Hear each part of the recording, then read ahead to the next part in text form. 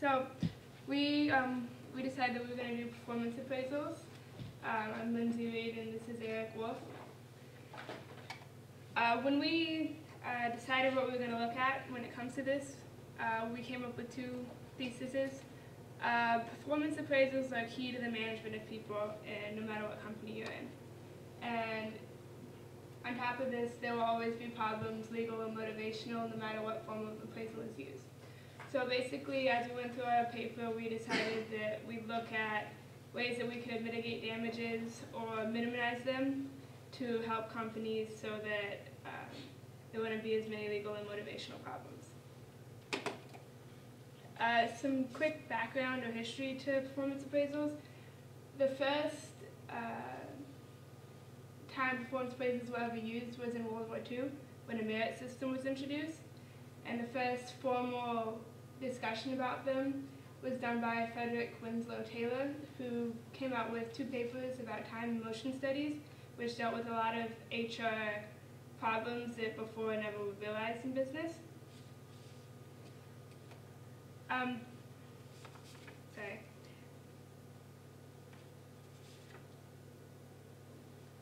When we looked at two cases when it comes to this, we did the Shackelford versus Delaware and Touche, and this came.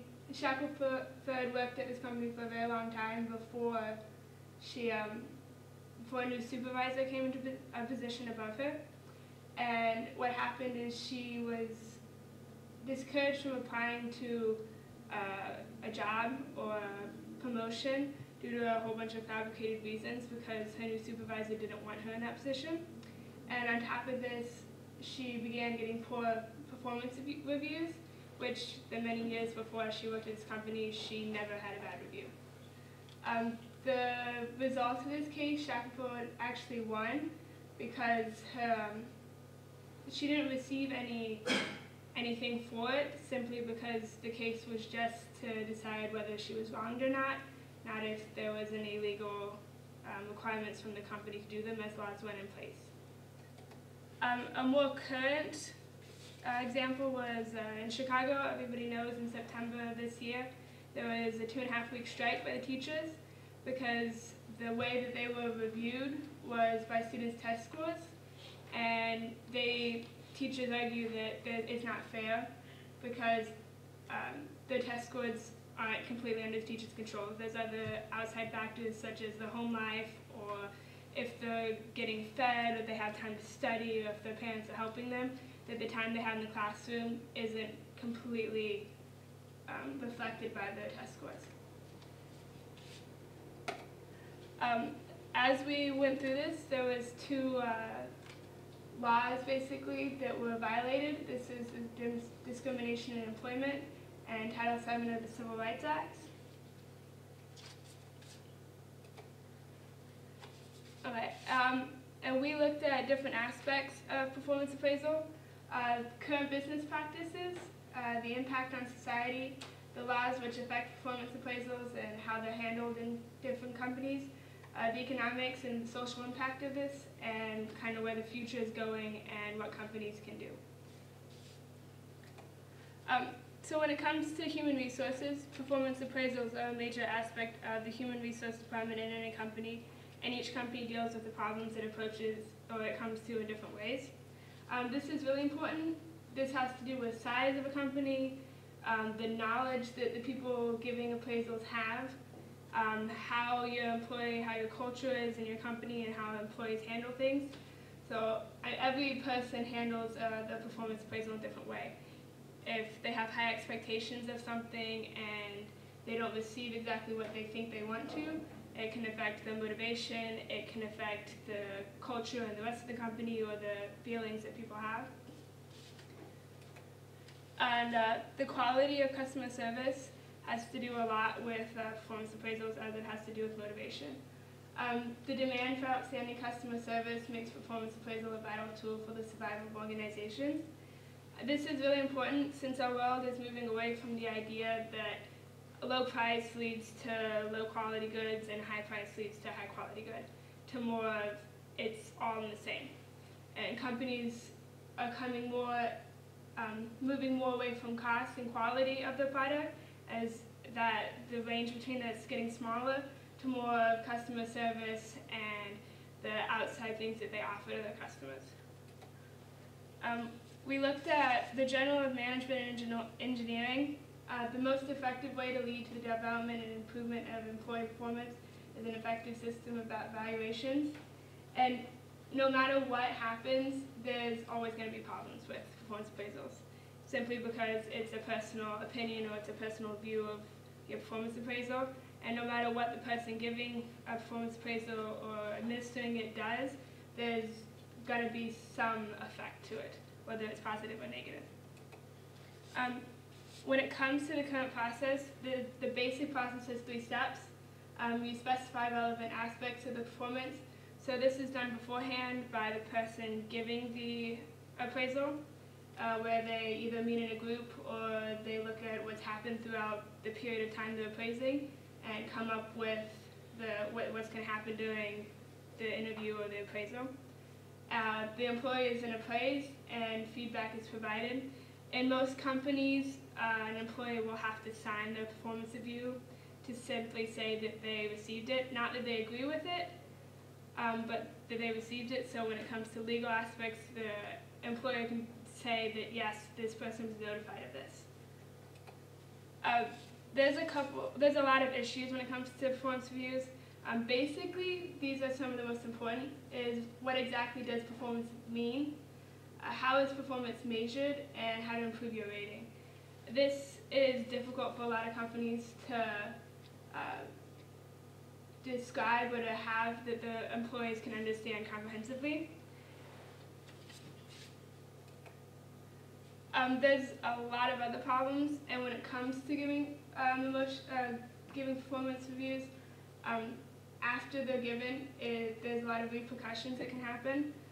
There's emotional reactions, motivational problems, and personal views. Coming up with performance appraisals is becoming more and more difficult as we have a lot more team working, a lot more group projects, at-home work, personal time. It becomes difficult for companies to appraise that time that they're not actually getting exact responses or working specifically with the person. All of the problems that come from this are difficult to deal with. Motivational problems can affect a person's production and lead to even worse performance reviews.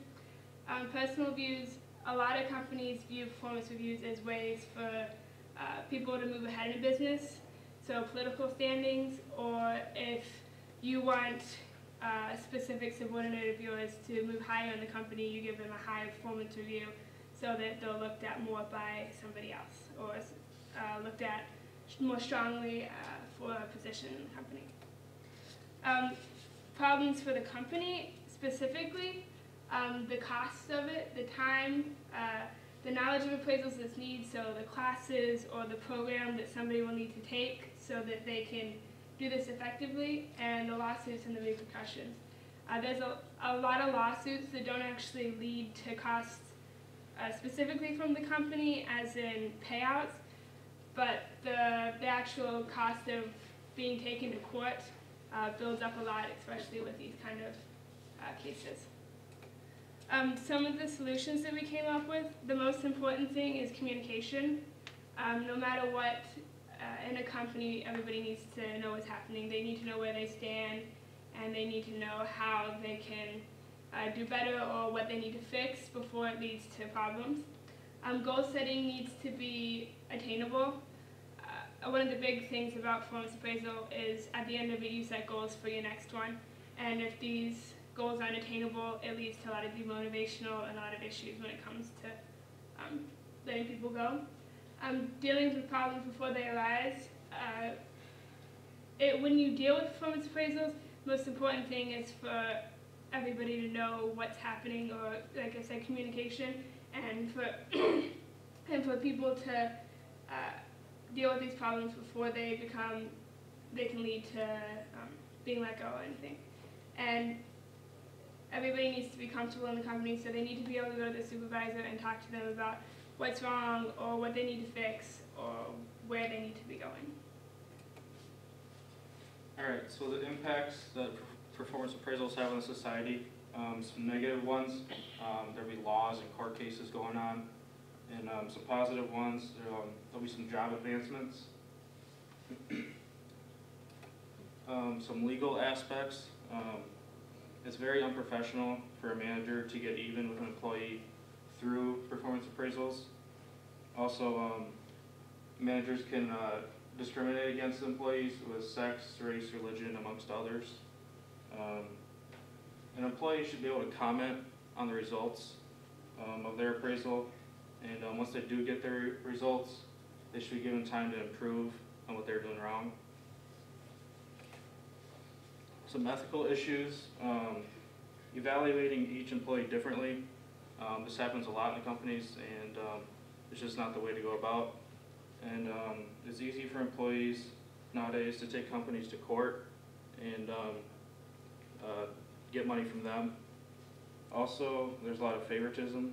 The managers know who the top people in the company are and the top employees are, so they might treat them differently. Also, there are use of different systems within the same organization. Say higher up in the company, they use one way, and lower down in the company, they use a different way. It's just not fair. And also how the results are used. Sometimes, like with the results, they'll show the employee what their job responsibilities are, and that's not what performance appraisals are for. Motivation. Appraisal should motivate the employees to do better. They should receive attention and recognition from their employers. Also, the personal value, like the manager should show some interest in their personal values and kind of do like a pick-me-up. And also, performance appraisals can also be a wake-up call. If an employee is performing bad, it can wake them up a little bit. The impact on households. Obviously, there's some good and bad impacts. The good ones are obviously a bonus in pay or higher in pay, and also you could also get a promotion. Some bad impacts is a cut in pay or even a demotion or also loss of job. The future of performance appraisals is very biased and unfair. So some are successful at this, and they like to focus on talents of the employees, and that's a good way to go about it. So overall, it's up in the air, and if the performance appraisals go away, there'll be less jobs for managers.